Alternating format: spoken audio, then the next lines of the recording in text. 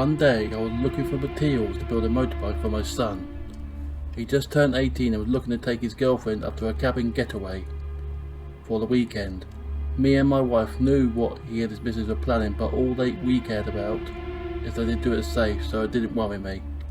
All I needed for his bike was a good, strong, sturdy wheel, so I was looking for one online, and I came across this ad that was saying exactly what I needed. It came from a farm that's not far from here and decided to call the owner.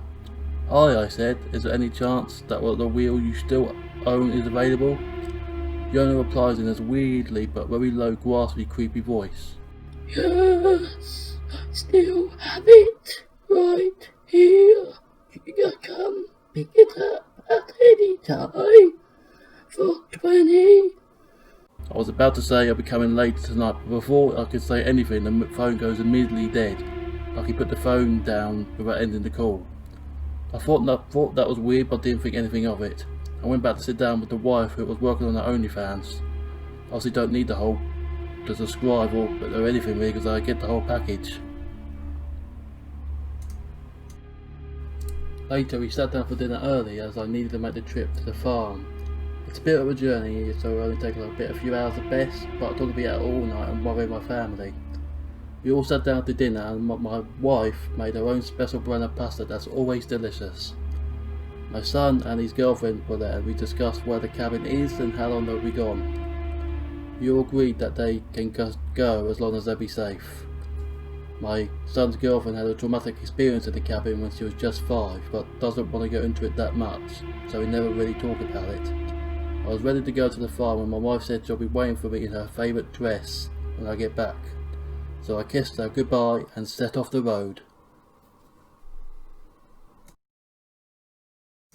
As I was travelling down a dark, windy road at night looking for signs that would get me to this random farm, I hadn't been this way before as it's far out into the country and weirdly, it's already pitch black for being 8 PM. So it's super spooky looking out here in the country. I decided to turn on some Ramside music to curb my nerves. I know Ramside doesn't fit for most people, but it's what I enjoy. I was still driving along the dimly lit roads, and I know the farm ain't much further, and it's probably about 15–10 minutes away. But the area looked so much dead, which did creep me out a little bit, but I still thought nothing of it.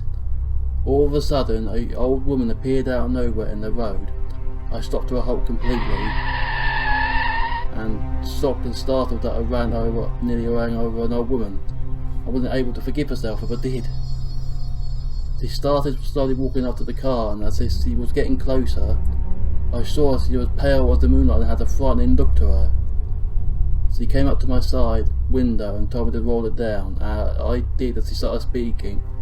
What are you doing out here? Visiting somewhere? I said I'm visiting a farm to fetch a wheel for my son's motorbike. She replied back, Oh, that farm up the way, huh? I bet you have a swell time fun visiting there. I always do. She chuckled as I drove away and I checked the rearview mirror as I was driving away, and she was still smiling at me in the most menacing way as she was getting further away. I made my way to the farm. I arrived at the farm and pulled up to the nearest barrier of the farmhouse, only up the road a bit.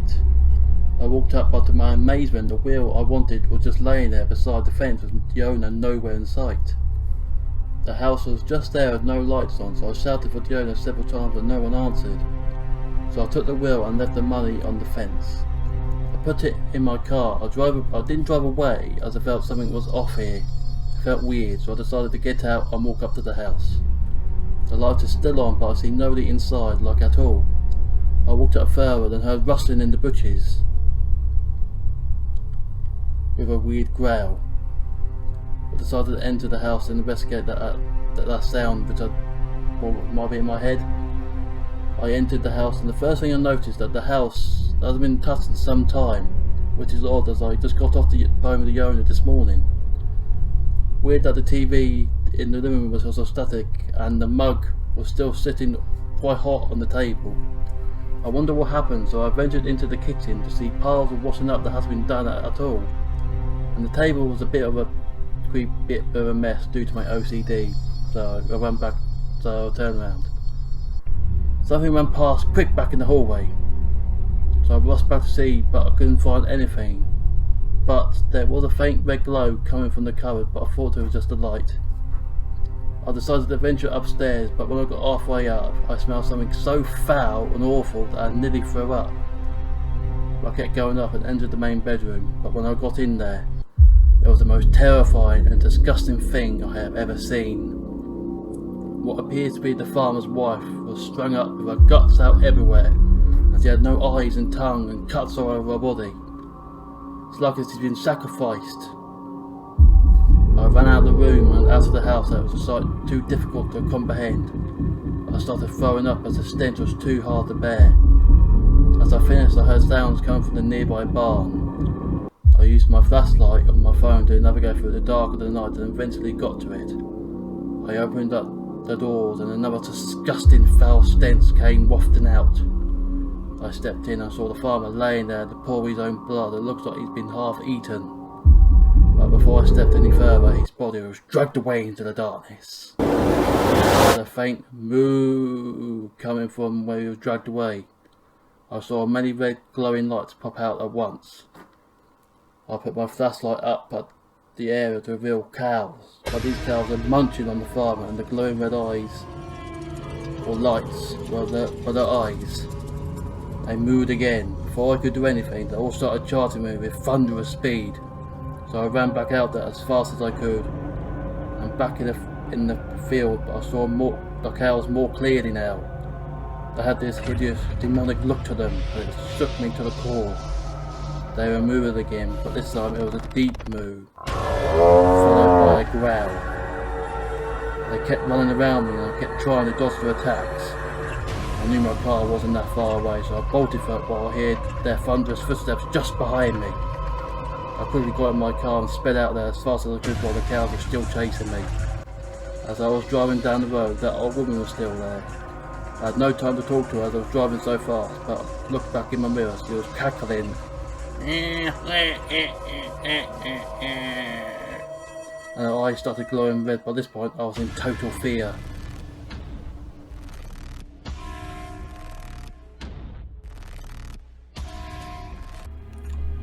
I managed to get home to greet my wife wearing lingerie.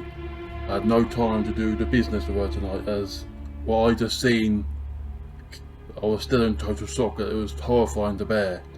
I told her what happened, and my son, who was still here along with his girlfriend, they were shocked to hear what I was saying, but I said I was talking crazy. Nobody would believe I was tapped by these hideous, demonic looking cows. They knew they didn't believe me, but at least I got the wheel for my son, and I'm glad I got out there with my life. Went to bed early before my wife. I was in total shock still. It was hard to get to sleep that night, but I did drift to sleep. I thought to myself to see those never terrifying creatures or hear them again.